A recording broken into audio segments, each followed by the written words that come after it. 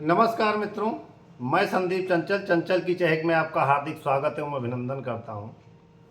जैसा कि आपको पता हो कि मैं छोटी मोटी स्टोरी आपके बीच लाता रहता हूं। आज एक बहुत ही बेहतरीन स्टोरी लाया हूं कि वफादारी क्या होती है।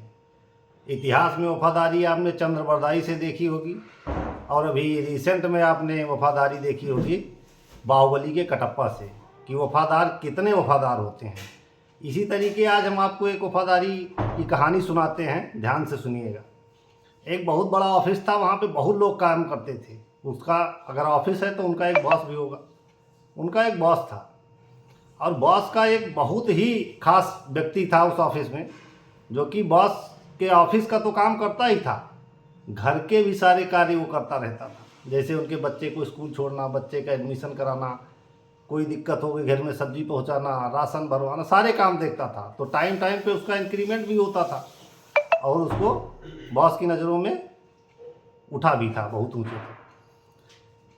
इन सबको देख के ऑफिस के और भी जितने लोग थे उनको थोड़ा दिक्कत तो होती ही थी, जैसा कि स्वाभाविक है, हर ऑफिस में प्राइवेट सेक्टर में होता रहता है ऐसा, कोई ना कोई एक बंदा होता है। ऐसे दिन बीतता गया, चलता गया, उस व्यक्ति का प्रमोशन होता गया। अपने परिवार से पहले उन्होंने अपने बॉस के परिवार को आगे रखा और निरंतर दोनों के संबंध अच्छे बने थे और कारवां आगे बढ़ता गया। बहुत दिनों के बाद बॉस के घर में एक ट्रेजेडी हो जाती है, मतलब दुख पड़ जाता है। उनकी माता जी का देहांत हो जाता है।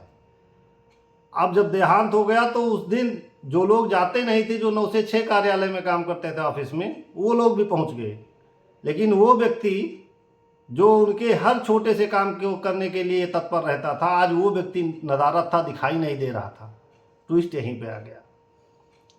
हर व्यक्ति की निगाह थी कि वो व्यक्ति कब आएगा, जो भी था वो व्यक्ति रामश्याम, वो कब आएगा और कब अंतिम यात्रा में माता जी की शामिल होगा। सुबह से शाम होने वाली थी, सारी जो प्रक्रिया होती है शमशान जाने तक, वो सब कुछ हो रहा था। गाड़ी मंगाई गई, अर्थी सजाई गई, सारी चीज़ हो गई, लेकिन वो व्यक्ति अभी भी नहीं दिखाई दिया। यहाँ तक कि जब वो उनकी माताजी का लाश जो थी वो पहुँच गई शमशान, तब भी नहीं दिखाई दिया। और इधर उनके बॉस का चेहरा एकदम लाल हो गया कि जिस व्यक्ति को हमने समय समय पर इंक्रीमेंट दिया, समय समय पर सम्मान दिया, वो व्यक्ति आज हमारे इस दुख में शामिल नहीं हुआ। एकदम चेहरे से उनका गुस्सा लाल हो गया था। कुछ देर बाद वहाँ पर कहीं भी आप शमशान में जाइए, अगर वहाँ पे ज़्यादा लाशें आ जाती है तो उनका नंबर लगता है। तो वहाँ पे 16-17 लाशें रखी गई थी जिनका नंबर लगा था। ये लोग भी दोपहर में पहुँच गए तो लगभग उस हिसाब से इनका नंबर 16 लाशें रखी गई थी, तो इनका नंबर आने वाला था 17वां। वहाँ पर चर्चा चल ही रही थी, सब लोग बैठे थे। बहुत बड़ा ऑफिस था, बहुत बड़े बॉस थे, उनको भी बड़ा ऑकवर्ड फील हो रहा था देखकर कि इतनी देर वेट कैसे करेंगे, इतनी देर इंतजार कैसे करेंगे। सब लोग चर्चा करने लगे कि वो राम आया नहीं, वो राम आया नहीं, राम नहीं आया, ये सब चल रहा था। तभी अचानक एक बहुत बड़ा वहाँ पर मिरेकल होता है, चमत्कार होता है। जो 16 लाशें रखी थी एक तरफ से, उसमें से 2 नंबर की लाश उठ बैठती है और वहाँ पर हड़कंप मच जाता है कि लाश भी कहीं उठती है। और वो लाश कोई और नहीं होता, वो लाश वो राम ही होता है, उनका वफादार ही होता है।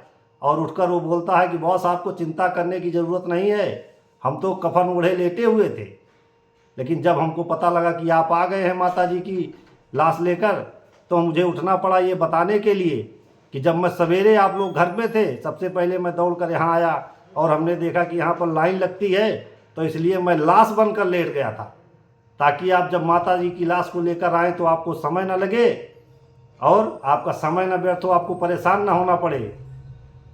उस दिन की वफादारी देखकर वहाँ पर उनके मालिक ने उसका एक और इंक्रीमेंट किया और बहुत बड़ा ओहदा दिया उनको ऑफिस में।